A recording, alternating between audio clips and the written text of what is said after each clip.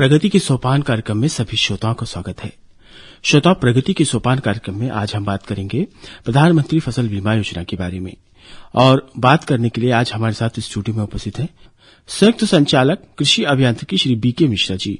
तो बीके मिश्रा जी, कार्यक्रम में आपका बहुत बहुत स्वागत है। धन्यवाद। मिश्रा जी, पहले भी हमने बात किया है प्रधानमंत्री फसल बीमा के बारे में।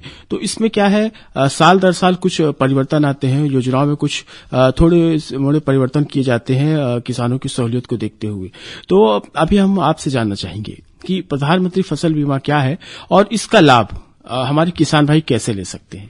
धन्यवाद। आपका ये बहुत अच्छा सवाल है किसानों के हित में, क्योंकि अभी एक खरीफ का सीजन शुरू होने वाला है। प्रधानमंत्री फसल बीमा योजना प्रदेश में खरीफ 2016 से संचालित की जा रही है। इसके अंतर्गत योजना का मुख्य उद्देश्य है कि कृषकों को मौसम की प्रतिकूल परिस्थितियों के कारण से जो क्षति होती है, फसल की क्षति होती है, उसकी भरपाई इसके द्वारा की जाती है। इसमें किसानों को न्यूनतम प्रीमियम मात्र खरीफ के लिए 2% किसानों के द्वारा दिया जाता है और रबी में फसल के लिए 1.5% दिया जाता है।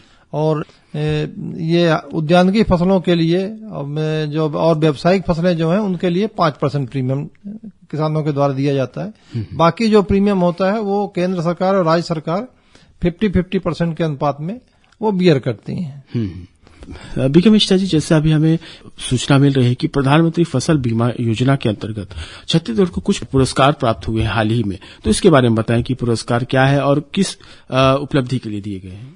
इसमें तो राज्य को ये गर्व का विषय है और ये पहली बार नहीं, इसके पहले भी 2 बार पुरस्कार मिल चुके हैं राज्य को। ये अभी जो पुरस्कार अप्रैल को जो राष्ट्रीय समीक्षा बैठक आयोजित की गई थी भारत सरकार द्वारा, तो ये ओवरऑल परफॉर्मेंस के लिए इसको भारत सरकार द्वारा पूरे देश को 3 श्रेणियों में बांटा गया है।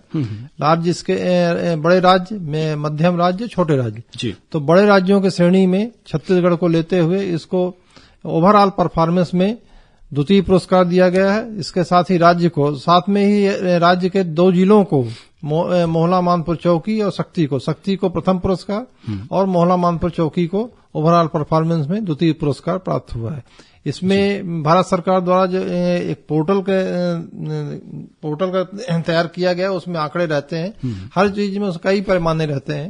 इसका क्रॉप कटिंग का मोबाइल ऐप के थ्रू करना, समय से सब्सिडी देना, समय से एंट्री कराना और समय से उपज आंकड़े उपलब्ध कराना और समय से किसानों को दावा भुगतान कराने में जो राज्य अग्रणी रहते हैं, इन सभी को ओवरऑल वैल्यूएशन किया जाता है। उसके आधार पर पुरस्कार दिया गया है। जी, तो बहुत अच्छी बात है। तो बीके मिश्रा जी, प्रधानमंत्री फसल बीमा के लिए अभी जब हम बात करें वर्तमान में, चूंकि हर साल कुछ छोटे मोटे परिवर्तन होते रहते हैं, तो इस योजना के लिए अभी क्या प्रोसेस है और भारत सरकार द्वारा इसके लिए किसानों को प्रोत्साहित भी किया जा रहा है। तो छत्तीसगढ़ में ये योजना जो भी प्रधानमंत्री फसल बीमा योजना है, इसका कैसा स्वरूप है? छत्तीसगढ़ में जो प्रधानमंत्री फसल बीमा योजना है, इसमें सबसे पहले फसलें अधिसूचित की जाती हैं और उनमें जो फसल है अपना, जो मुख्य फसल है धान सिंचित, धान असिंचित, आपका सोयाबीन, मक्का, मूंग, उड़द, अरहर और कोदो, कुटकी, रागी, जो माइनर मिलेट्स हैं, जो यहाँ की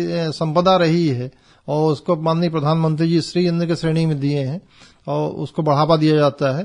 तो उनको मैं कोदो, कुटकी, रागी को भी इसमें कवर किया गया है। और इसमें किसानों को अपना जो लोनी किसान हैं, जो बैंक से ऋण लेते हैं, वो ऑटोमेटिक उनका कवर हो जाता है। और यदि किसान योजना ऐच्छिक है, यदि किसान नहीं कराना चाहते हैं तो उनको 7 दिन के अंदर ऑप्ट आउट फॉर्म देना पड़ेगा बैंक में जाके, लिखित के रूप में, मैं इस योजना का लाभ नहीं लेना चाहता, अन्यथा की स्थिति में उनका ऑटोमेटिक हो जाएगा। और जो अऋणी किसान है वो किसी भी बैंक में जाके, पोस्ट ऑफिस में जाके, सीएससी में जाके और या कि स्वयं भारत सरकार के पोर्टल से वो अपना बीमा करा सकते हैं। उसके लिए उनको आधार, B1 और जो फसल बोए हुए हैं उसका प्रमाण पत्र उनको देना पड़ेगा। इसमें जो टेनेंट फार्मर है, जो कि दूसरे की जमीन लेके खेती करते हैं वो भी बीमा कराने के लिए पात्र। बहुत अच्छी बात है। तो अबिका मिश्रा जी, हम बात कर रहे हैं प्रधानमंत्री फसल बीमा योजना के बारे में।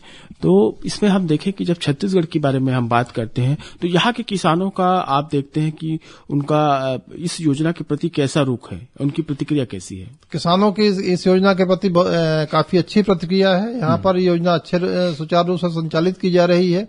इसके पहले जब मैं आपको बताना चाहूंगा कि खरीफ 16 से जब शुरू हुई है तो खरीफ 16 में 13,99,189 किसानों ने बीमा कराया था।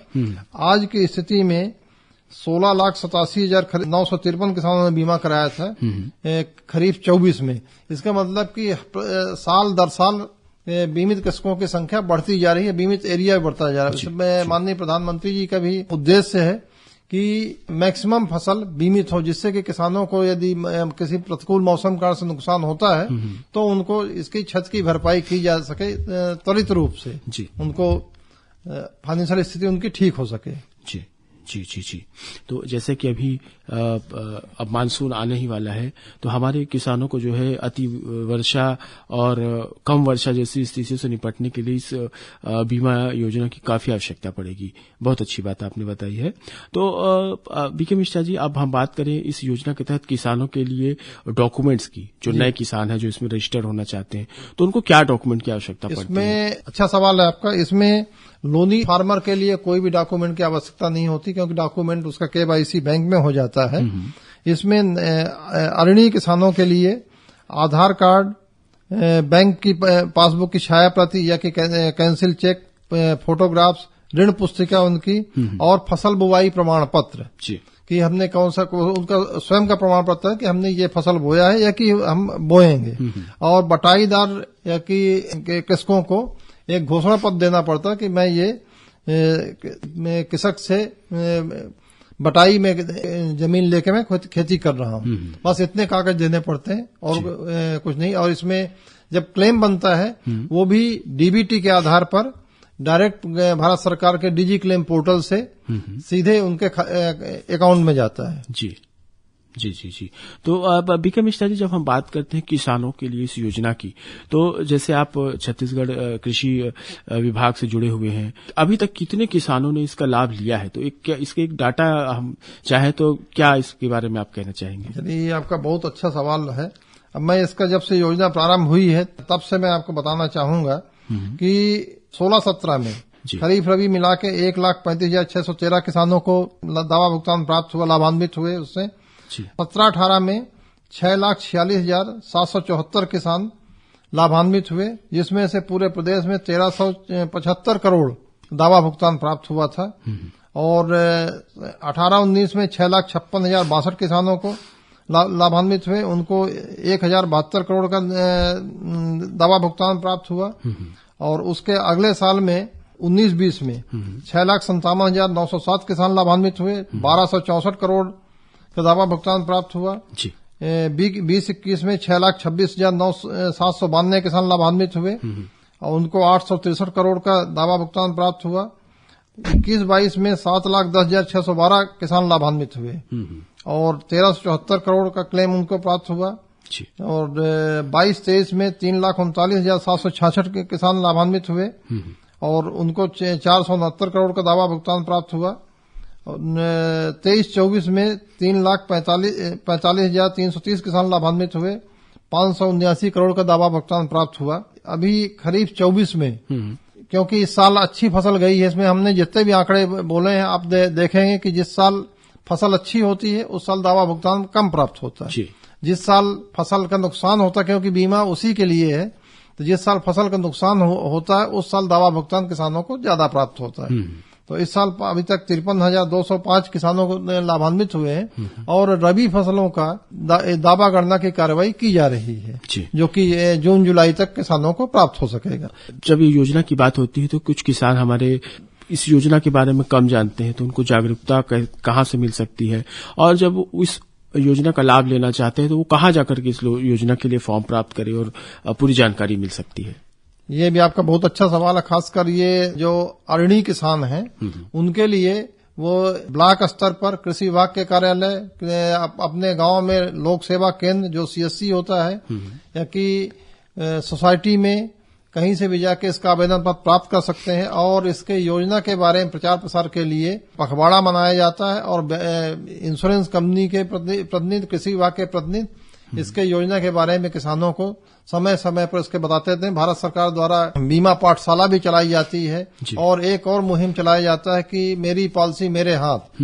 तो जब किसान बीमा कराता है उसके बाद उसकी पॉलिसी उसके हाथ में देने का प्रावधान है। तो इंश्योरेंस कंपनी के प्रतिनिधि जाके किसानों के पंचायत स्तर पर जाके उनके किसानों को हाथ में पॉलिसियां उपलब्ध कराते हैं, उसमें बात करते हैं। तो चूंकि 6-7 साल हो गया तो ये किसानों के बीच पॉपुलर योजना हो चुकी है और किसान अपना समय से बीमा कराते हैं। बीमा कराने की से भी खरीफ का मौसम आने वाला है तो ये इसकी अंतिम तिथि 31 जुलाई रहती है। तो जैसा भी आपने बताया कि खरीफ का मौसम जो आगामी मौसम है उसके लिए अब तैयार रहना चाहिए। तो विक्रम मिश्रा जी, हम जानना चाहेंगे कि जो प्रधानमंत्री फसल बीमा योजना के अंतर्गत किन किन फसलों को शामिल किया गया है? आपका काफी अच्छा सवाल है। इसमें जो प्रधानमंत्री फसल बीमा योजना अंतर्गत राज्य सरकार द्वारा इसको अधिसूचित किया गया, इसकी अधिसूचना जारी होती है, उसमें धान सिंचित, धान असिंचित, सोयाबीन, मूंग, उड़द, मक्का, कोदो, कुटकी, रागी ये फसल अधिसूचित है। और रबी के लिए गेहूं सिंचित, गेहूं असिंचित, चना और मसूर, राई, सरसों ये अधिसूचित है। किसी किसान की फसल जो है प्राकृतिक आपदा के कारण नुकसान पहुंचा हो तो वो कैसे क्लेम इसके सेटल किए जाते हैं? ये भी आपका बहुत बढ़िया सवाल है क्योंकि ये अधिकांश ही रहता है कि मेरा नुकसान हो गया, मुझे दावा भुगतान प्राप्त नहीं हुआ है। इसमें 3 परिस्थितियों में दावा भुगतान प्राप्त होता है। यदि एक तो सबसे पहले कि यदि जो हमारी मुख्य फसल है धान सिंचित, धान असिंचित और रबी की चना, यदि बीमा इकाई मेरी गांव है, एक गांव को बीमा इकाई माना गया और माइनर क्रॉप के लिए रेवेन्यू सर्किल माना गया है। यदि बीमा इकाई में मुख्य फसल के लिए मैं गांव में यदि 75% एरिया बिना बोनी के रह जाता है मौसम की प्रतिकूल परिस्थितियों के कारण से, तो राज्य सरकार उसको नोटिफाई करती है और उसमें उन किसानों को बीमित राशि का 25% भुगतान करके और फिर वो किसान बीमा की पॉलिसी से बाहर हो जाते हैं। प्रिवेंटेड सोइंग का क्लॉज कहलाता है। फिर दूसरा है स्थानीय आपदा, जो जल भराव, ओलावृष्टि इत्यादि से फसल की क्षति होती है, आकाशीय बिजली से फसल की क्षति होती है, तो किसान को ये इंडिविजुअल खेतों का भी इसमें इकाई माना गया है। इसमें यदि ये घटना घटती है, घटना के 72 घंटे के अंदर किसान को बीमा कंपनी या टोल फ्री नंबर भारत सरकार के या कि शासकीय कार्यालय या कि बैंक में जाके सूचना देनी पड़ती है। उस सूचना को शासकीय कार्यालय बीमा कंपनी को 48 घंटे के अंदर उनको करते हैं।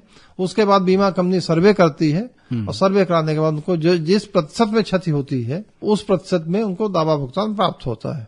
और तीसरा है जो आपने छत्तीसगढ़ में देखा होगा कि अधिकांश किसान फसल को काट के सूखने के लिए करपा को खेत में रखते हैं। तो वो जो असमय बारिश से साइक्लोनिक रेंज जो होती हैं उससे जो क्षति होती है तो वो भी इसमें कवर है।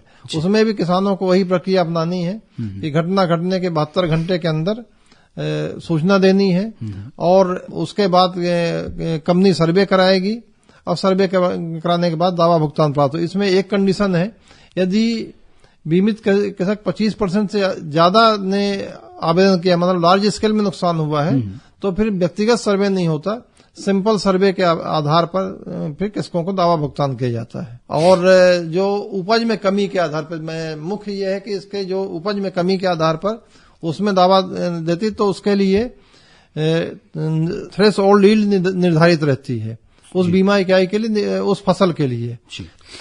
तो श्रोताओं, प्रगति के सोपान कार्यक्रम में अभी हम बात कर रहे थे प्रधानमंत्री फसल बीमा योजना के बारे में और इस योजना के बारे में जानकारी दे रहे थे छत्तीसगढ़ कृषि विभाग के संयुक्त संचालक श्री पी.के. मिश्रा जी। तो पी.के. मिश्रा जी, प्रगति के सोपान कार्यक्रम में आपने हमारे श्रोताओं को प्रधानमंत्री फसल बीमा योजना के अंतर्गत नई बातें बताने के लिए बहुत बहुत धन्यवाद। प्रगति के सोपान कार्यक्रम से आज हमें यही अनुमति दीजिए। नमस्कार।